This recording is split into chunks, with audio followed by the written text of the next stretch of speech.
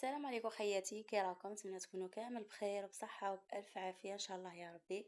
اليوم كما راكم تشوفوا جبت لكم هذا الطبق رمضاني بامتياز، يعني طاجين زيتون مع لي سوفلي تاع الدجاج. كما راكم تشوفوا طبق جم ما شاء الله وما فيهش يعني بزاف صوالح. هنا في كيكوطا كنت جبت هذاك الصدر تاع العظم هذاك تاع الصدر تاع الدجاج. كنت نحيت له غير الصدر وخليت هذاك العظم راح نقلي بيه. كنت حطيت حبة كبيرة تاع بصل المرابية، وزدت عليها تاني زوج فصوص تاع الثوم، وزدت عليها تاني وريقة تاع الرند. قليتهم غاية على نار متوسطة، خليتهم يتقلاو لي مليح كيما هكا. ومن بعد درت عليهم شوية تاع الملح. هنا الملح ما نكتروش خاطرش راني دايره الزيتون، كيما نعرفوا بلي الزيتون مالح. زدت عليها شوية تاع راس الحانوت، شوية تاع فلفل كحل كيما هكا، وزدت عليها تاني شوية تاع فلفلة حمراء. يعني اللي بغات لاصوص تجيها بيضة ما ديش فلفلة حمراء.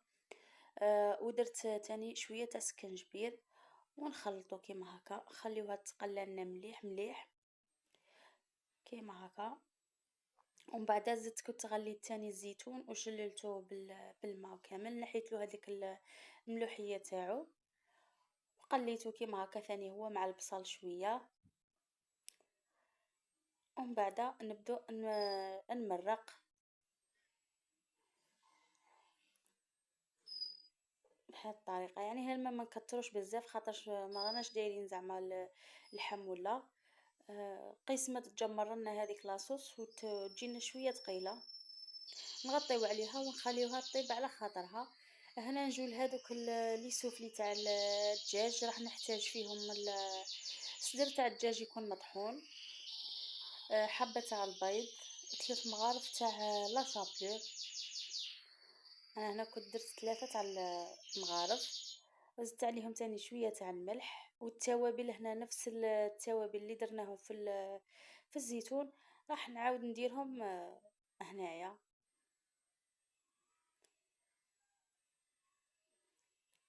كيما هكا. يعني هذا الطبق راح يجي ما شاء الله.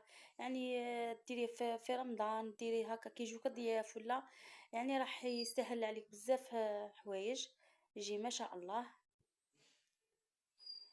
كيما هكا. نخلطو كامل هذوك المقادير وكاع هكا باش يدخلوا لنا مع بعضياتهم. يعني نتحصلوا على هذا العجينة تاع الدجاج كيما هكا. وهنا كنت جبت ساشي، يعني تكون عندك ولا بابي سيلوفان هذاك، وتحطيه كيما هكا فوق البلون طرافاي تاعك، ونرشوا عليه شويه تاع الزيت هكا باش كي نحطوا الدجاج تاعنا ما يلصقش، باش كي نجيو نقلبوا الحبه تطير معنا بكل سهوله كيما هكا. نبدو نخبزوا فيها هكا، نطرحوها غير زعما ما نديروهاش خشينه هكا باش طيب معنا، نرقوها شويه. ومن بعد نديرو لها هنايا الجبن. هنا الجبن اي نوع يكون عندك ديريه كيما هكا. انا كنت درت معها تاني شويه تاع فرomاج غابي، ونقلبوا عليها الساشي ونتحصلوا على هذا الشكل. هنا لازم هكا تصيري بيدك باش الحبه ما تتفتحش معانا، ونطبعوها بهذا السيرسو. يعني اي طابع يكون عندك مدور طبعي به كيما هكا. نتحصلوا على هذا الشكل جايك شغل الحبه تاع السوفلي كيما هكا. نعاود معكم الحبه تانية. يعني من كيما قلت لكم بلي ما نديروهاش خشينه وما نديروهاش رقيقه بزاف. ومن بعد نبداو نحطوا عليها في الفرماج. يعني هنايا الفرماج قلت لكم اللي يكون عندك ديريه، ماشي شرط تقلل، ديري اللي درتو انايا. هذه هي خواتاتي. ما تنساوش مادامكم وصلتوا لهاد لا فيديو هنايا ما تنساوش ديروا لي جيم، ديروا لي كومونتير شباب كيما نتوما. هذه هي. وهنايا بعد ما كملت هذوك الحبات تاوعي كنت درت الزيت تسخن وقليتهم على نار متوسطه.